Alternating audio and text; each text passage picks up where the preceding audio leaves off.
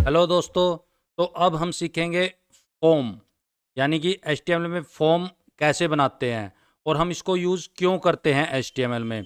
तो basically HTML में form हम यूज़ इसलिए करते हैं जब भी हमें यूज़र से कोई इन्फॉर्मेशन लेनी हो तो हम फॉर्म का यूज़ करते हैं। यानी कि जब भी हमें यूज़र से कोई इनपुट लेनी है तो हमें फॉर्म यूज़ करना ही होता है HTML में। तो वो कैसे बनाते हैं, उसके लिए हमारे पास सिंपल सा फॉर्म टैग होता है, एक फॉर्म टैग। और इस फॉर्म टैग को आप ओपन करोगे और क्लोज करोगे। तो अभी अगर आप फॉर्म टैग को यहाँ पे ऐसे लिखोगे और आप फ्रंट एंड पे देखोगे तो आपको कुछ नहीं दिखेगा, क्योंकि ये एक टैग है, इसके अंदर हमने अभी कुछ डाला नहीं है। तो इसका जो सबसे कॉमन और मेन इनपुट होता है वो होता है टेक्स्ट।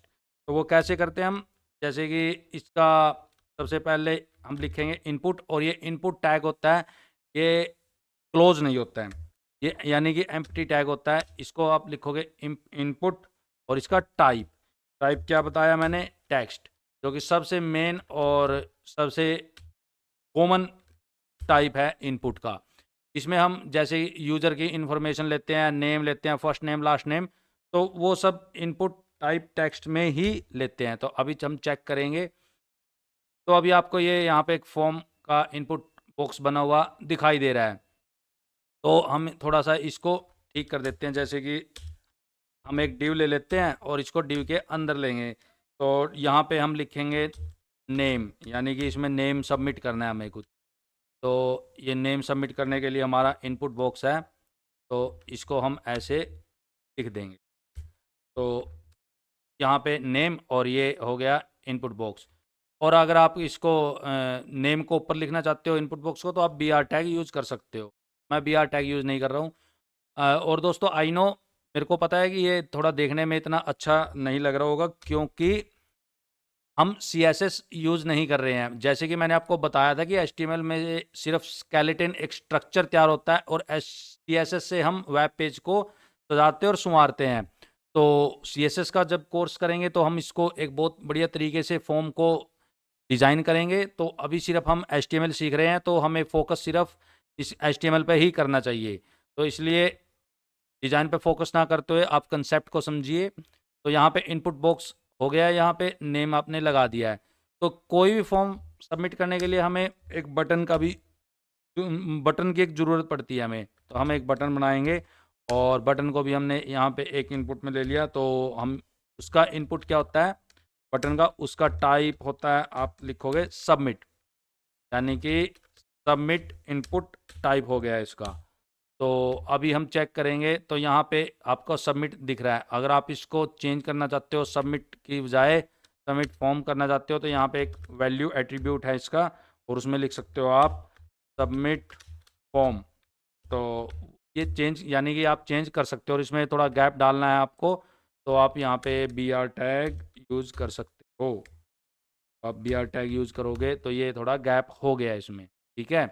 तो अभी यहाँ पे इनपुट बॉक्स आपने देख लिया, फॉर्म देख लिया, जैसे ही सबमिट करोगे तो ये फॉर्म सबमिट हो जाएगा।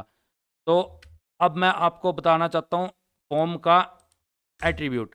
तो अगर आप फ्रंट एंड डेवलपर और HTML ही सीखते हो, यानी कि फ्रंट एंड डेवलपर जो अभी आप फ्रंट एंड डेवलपमेंट सीख रहे हो, तो ये इसमें इतना इंपॉर्टेंट नहीं है, क्योंकि ये बैक एंड डेवलपर को यूज़ करता है। लेकिन फिर भी आपको थोड़ा पता होना चाहिए, इसलिए मैं आपको बता रहा हूँ कि जब भी कोई डाटा एक पेज से दूसरे पेज पे ट्रांसफ़र होता है, तो वो दो मेथड से ट्रांसफ़र होता है, गेट और पोस्ट। तो हम यहाँ पे मेथड सेट करेंगे। जैसे आपको गेट करना है तो आप यहाँ पे कर दोगे गेट, अगर पोस्ट करना है तो आप यहाँ कर दोगे पोस्ट। और दूसरा एट्रीब्यूट होता है इसका एक्शन।